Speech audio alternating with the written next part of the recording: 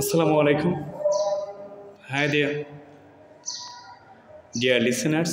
This is Jahidul Islam. বরাবরের মতো আজকে আমি একটি ইংলিশ ক্লাস নিয়ে আসছি। আজকে আমি যা আলোচনা করব একটি পজিটিভ ভার্ব নিয়ে। আমরা জানি যে পজিটিভ ভার্ব পাঁচটি এবং তা হলো let, get, make, have, help. তো আজকে আমি গেটের কিছু ব্যবহার নিয়ে আলোচনা করছি। আমরা অনেকেই জানি গেট অর্থ পাওয়া, গেট অর্থ পাওয়া, কিন্তু গেট অর্থ অনেক অর্থ বোঝায়। তা আজকে আমি কিছু বাক্যের মাধ্যমে দেখিয়ে দেব। যেমন আমি যদি বলি I am very happy to get you, আমি তোমাকে পেয়ে খুশি। তো এখানে গেটের অর্থটা কী হচ্ছে? খুশি। এই গেটের অর্থটা হচ্ছে এখানে পাওয়া অর্থে ব্যবহৃত হয়েছে। I am very happy to get you, আমি তোমাকে পেয়ে খুশি। আবার যদি আমি বলি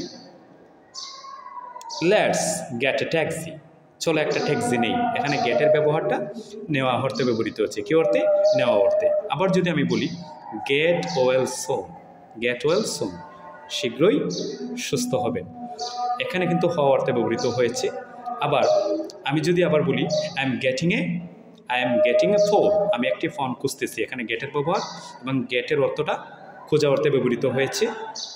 আবার আমি যদি বলি I got a new job, আমি একটা নতুন চাকরি পেয়েছিলাম। ধন্যবাদ সবাইকে।